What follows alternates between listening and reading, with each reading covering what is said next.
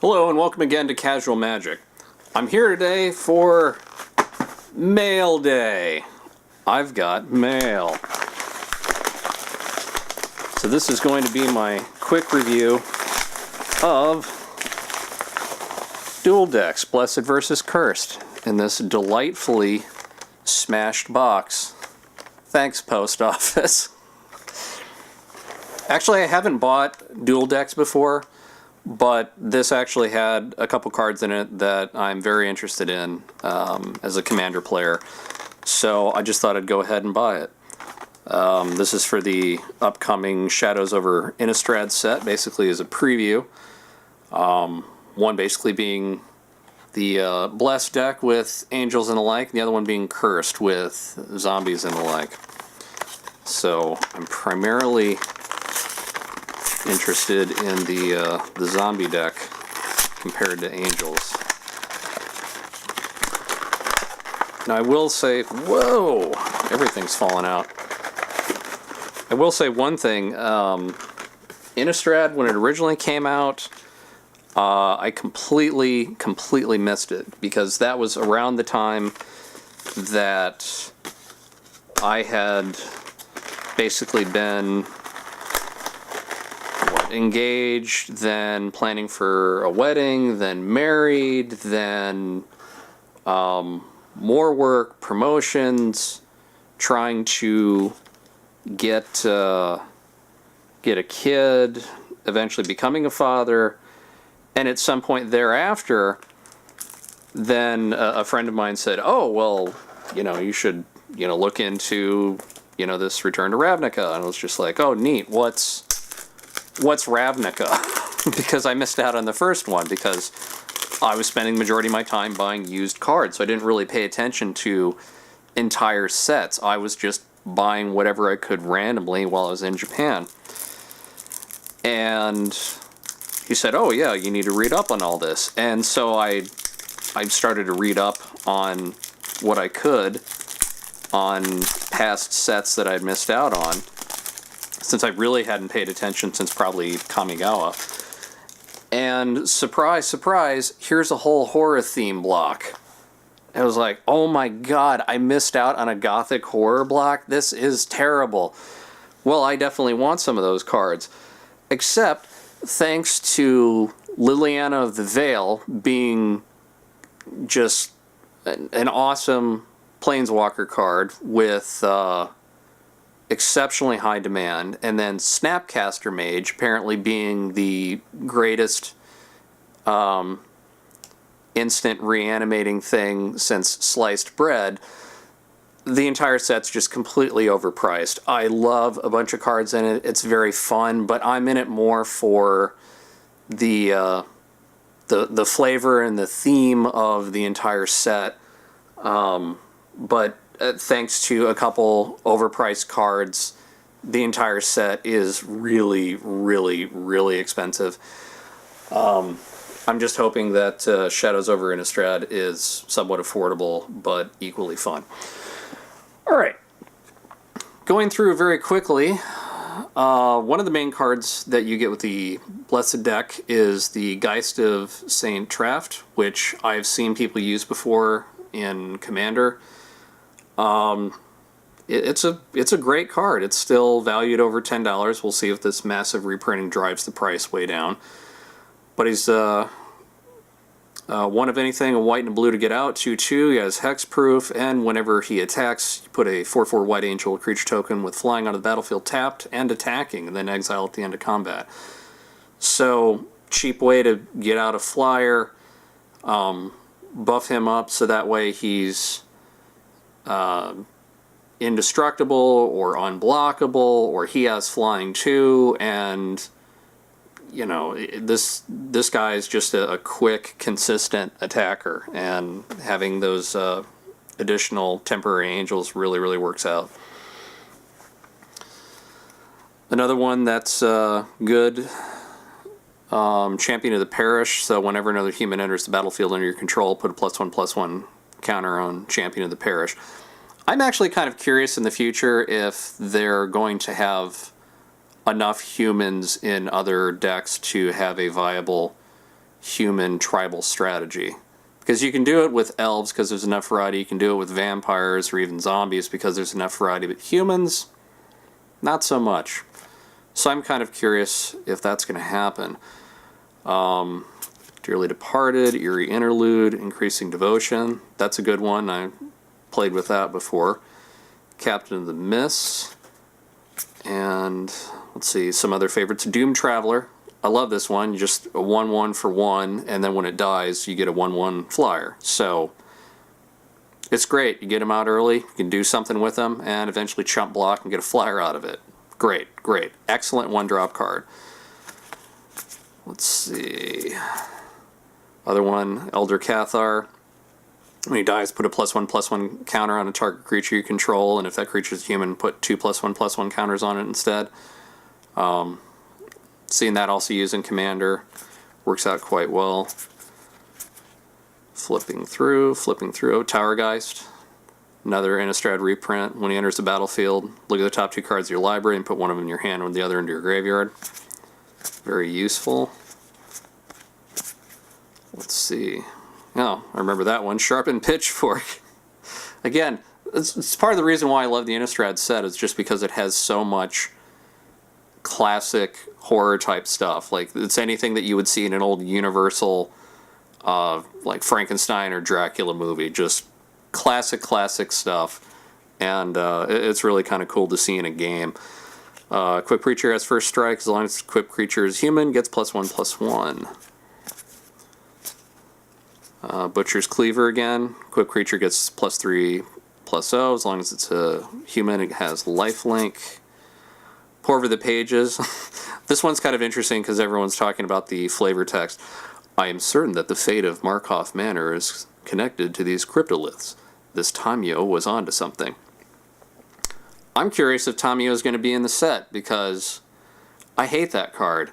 It's just, it's a damn Planeswalker card that locks something down every single turn. So you get Tamio out, your best thing is locked down. You get something better out, it's locked down. You change your strategy, Tamio will lock it down. Tamio is a very, very effective Planeswalker, and oh my god, it's so frustrating. Seraph's Sanctuary, that's really good if you're playing with angels. Whenever an angel enters the battlefield under your control, you gain 1 life. Seeing this in the 2014 all-white Commander deck, that was just amazing. It was just a super life gain. Then the old human tokens. So it looks fun. Let's see. And the other shiny foil here, Mind Rack Demon. 2 of anything, 2 black for a 4/5 flying trample demon. When Mind Rack Demon enters the battlefield, put the top 4 cards of your library into your graveyard. And then this new mechanic, Delirium, at the beginning of your upkeep, you lose 4 life unless there are 4 or more card types among cards in your graveyard.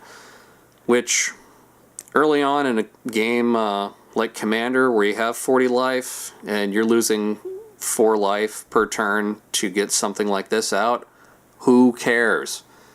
It's going to be out, it's going to cause trouble, and sure, you might lose 12, 16 life until this thing gets out, but you're also going to be smacking the other person for 12 to 16, and you've got time. Something like a limited format, something that's just a current block type thing, or, maybe even modern where you start off with 20 life, sure, that's going to be a problem.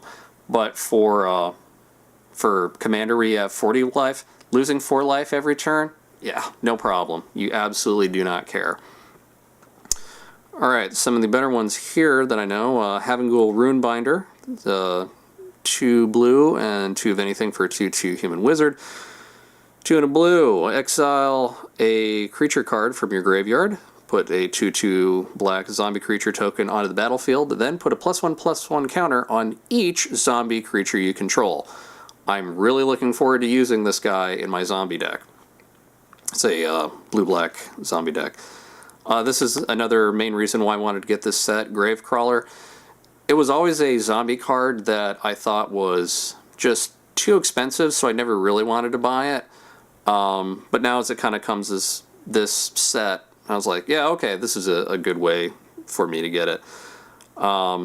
He's a 1, 2 and a 1, he can't block, and I may cast Gravecrawler from my graveyard as long as I control a zombie, which in a zombie deck is pretty much all the time. So just, oh, he's out there, he's attacking, he dies, whatever, goes to my graveyard, put out another zombie, boom, I'm going to recast him. So it's nice. He just basically gets out there and relentlessly attacks. Harvester of Souls, good one I've seen before. 4 of anything, 2 black for a 5/5 demon with Death Touch. Whenever another non-token creature dies, you may draw a card. Sever the Bloodline. It's useful. It is excellent, excellent board wipe against tokens. I already have a few of these, so not necessarily a card that I need, but for someone who is just generating tons and tons of L's per turn, just sever the Bloodline, that's it, done. Your tokens are gone, get out of here. Unbreathing Horde, another great zombie card, comes into +1/+1 counters on it for each other zombie you control, and each zombie card in your graveyard. So, just, hi, I'm a giant zombie card, late in the game, it's great.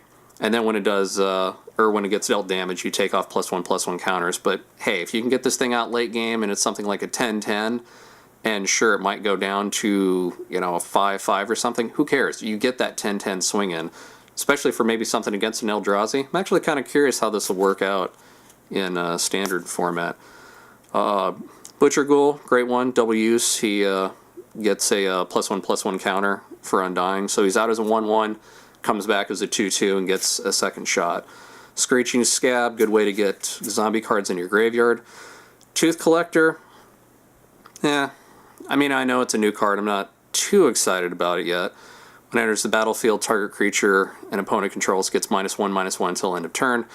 And then with Delirium, at the beginning of each opponent's upkeep, if there are 4 more grave types among your cards in your graveyard, target creature that player controls gets -1/-1 until end of turn. So once your graveyard actually gets loaded up with enough types, then he's out there pinging away -1/-1 at something late game. But late game, typically you're not going to have a bunch of little 1/1s that you're living and dying by. So I know he probably has some use, but I'm just not too excited about it. Ghoul Raiser, again, kind of like Gravedigger, just a good way to get zombie cards back out of the graveyard.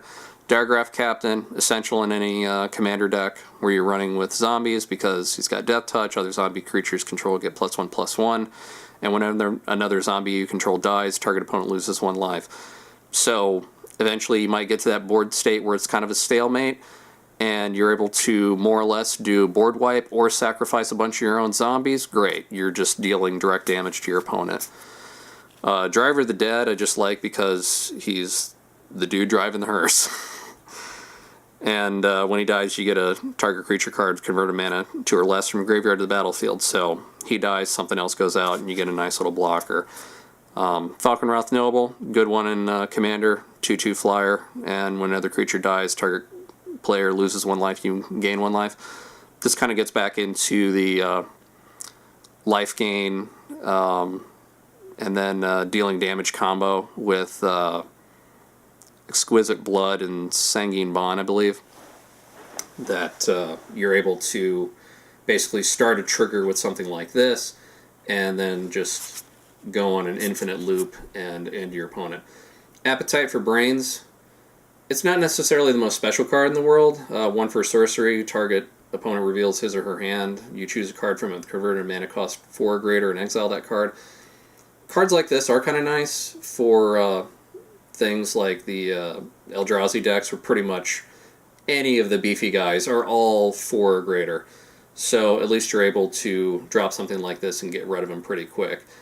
But the art is awesome on this card. Just, if I can zoom in, just look at that. That is an awesome card. And this is going to be played by kids. There's going to be like little elementary kids playing with stuff like that. This is stuff that my parents would not let me have as a kid. And I just, I'm so excited that, you know, there's going to be little kids playing with this. and just playing it, as a game. It's a game. It's fun. And there's just like totally creepy stuff like this that would freak out my mom and probably a lot of your moms when they were younger. Yet for now, it's cool. They've probably seen worse stuff on TV. Let's see. Victim of the Night, another good one. Destroy target non-vampire, non-werewolf, non-zombie creatures. So any of the not fun cards from the Innistrad block. Barter and Blood, each player sacrifices 2 creatures. It's great when your opponent's running something completely beefy and you only have some zombies out, and you can just sack your little 2/2 zombies and you don't care. And then finally we get into lands. Let's see. Human, because he's there. Spirit. Zombie. Wish the zombie would have gotten new art, but oh well, can't ask for everything. So, realistically, I think out of this set, value-wise, these two are the most valuable. I want to say this one is still at maybe something like 13, Gravecrawlers maybe at 3. But this isn't necessarily that much of a set to buy for powerful cards. It's more of one that you should buy if you like Innistrad, if you like the horror theme block, if you just want to have some fun right out of the box, just something spare to play. And then maybe if you have some sort of specific purposes, like I want these 2 cards for a commander, and I'm willing to spend an extra $5 or $6 on all of this, just to kind of have, and really it's a combination of fun and these 2 cards. But I would like to hear your opinion. Are there any other cards in this set that you're interested in putting into your commander decks for any specific purpose? Do you think this set is crap? I'd like to hear your opinion. If you can, please comment, like, also share or subscribe. I would like to get a few more viewers at some point in the next year. So your input helps, keeps me going, and make more videos that you'd like to see.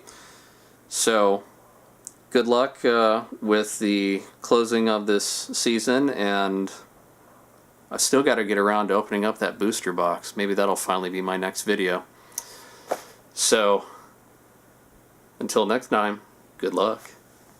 It's a game, it's fun, and there's just like totally creepy stuff like this that would freak out my mom and probably a lot of your moms.